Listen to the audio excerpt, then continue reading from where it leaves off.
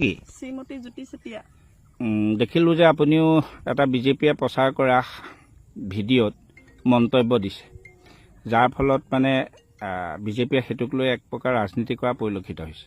কি ক'ব? মন্তব্য মানে আমি তেনেকৈ দিয়া নাছিলোঁ। মোৰ লগৰ ল'ৰা লগতে পঢ়া স্কুলৰ আহিলে ক'লে যে এনেকৈ ভিডিঅ' এটা কৰিব লাগে, তহঁতৰ কিবা সহায় হ'ব। বিজেপিৰ ফালৰ পৰা পঠিয়াইছে বুলি জানো আৰু তাক, কিন্তু সি দেখিছোঁ সংবাদ মাধ্যম সি উল্টাটোহে কৰি পেলালেগে। বন্ধুৰ নাম লৈ সি অপপ্ৰচাৰ চলালে, কিন্তু এইবোৰ কৰিব নালাগিছিলে। আমি কৰি খোৱা মানুহ, ৰাজনীতিৰ লগত আমাৰ সম্পৰ্ক। এইটো আচলতে ভুল কৰিলে, তেওঁ ভুল কৰিলে। ঠিক আছে। কালি আচলতে যিটো ঘটনা হ'ল, এজন বিজেপিৰ সদস্যই কেমেৰা লৈ আহিলে আৰু তেওঁ আমাক ক'লে যে আপোনালোকে এটা নিউজ কৰক, আপোনালোকৰ ভাল হ'ব। আমিও মানে কি কৰিম কি নকৰিমকৈ এনেকৈয়ে ঘূৰি ফুৰিছিলোঁ। হঠাৎ তেওঁ আহি আমাক এনেকৈ ক'লত আমি এটা নিউজ কৰিলোঁ। কিন্তু নিউজটো আমি কোনো ৰাজনীতি কৰা নাছিলোঁ আৰু আমি ৰাজনীতি কৰা মানুহেই নহয়। আমাৰ ৰাজনীতিৰ লগত আমাৰ কোনো, বিশেষকৈ মোৰ আৰু মোৰ পৰিয়ালটোৰ কোনো সম্পৰ্কই নাই। আৰু এতিয়া দেখিছোঁ তেওঁলোকে আমাক ৰাজনীতিলৈ টানিছে। কোনে ভিডিঅ' কৰিছিল? এজন ধৰ্মকান্ত লিখে, ধৰ্মকান্ত গগৈ, বিজেপিৰ মানে IT চেলৰ এনেকুৱা কিবা কিবি। তেওঁ আহিছিলে আহি আমাক ক'লে যে এটা ভিডিঅ' বনাব লাগে, এনেকৈ তেওঁ আমাক ক'বলৈ শিকায়ো দিছিলে, এনেকৈ ক'ব লাগে। ঠিক আছে বোলো, আমিও ভাবিছোঁ আমিও কিবা এটা সহায়ৰ হাত যদি পাওঁ।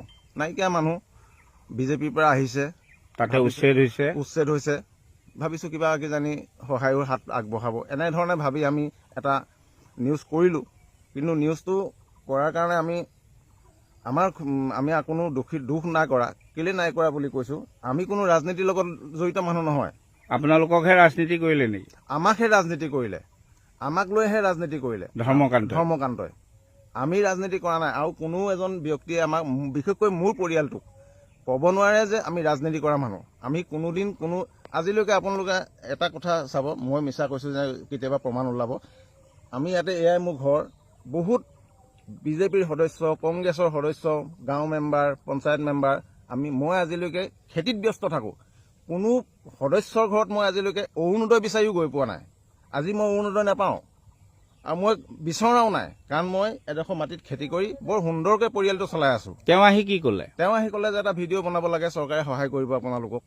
আমি ভাবিলোঁ হয়, বিজেপিৰ মানুহ আহিছে যেতিয়া, চৰকাৰ বিজেপিৰ, তেওঁলোকে আমাক কিবা সহায় কৰিব পাৰে। আমি দিলোঁ ভিডিঅ' এটা বনাই। আৰু কি ক'ব লাগিছিলে তেওঁ আমাক শিকাই দিছিলে যে এনেকৈ ক'ব। আমি তেনেকৈয়ে কৈছিলোঁ। পাছত গম পাইছোঁ যে কথাটো বৰ ভাল নহ'ল।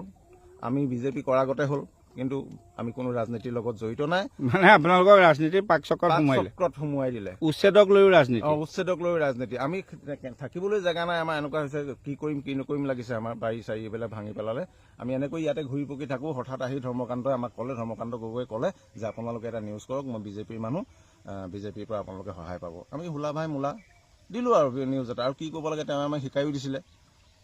এতিয়া আপুনি ধৰ্মকান্তক কি ক'ব? ধৰ্মকান্তক ক'ম যে এনেকুৱা আৰু নকৰিব, এনেকৈ দুখীয়া ৰাইজৰ লগত এনেকুৱা কৰ্মবিলাক আপুনি নকৰিব। ঠিক আছে, থেংক ইউ।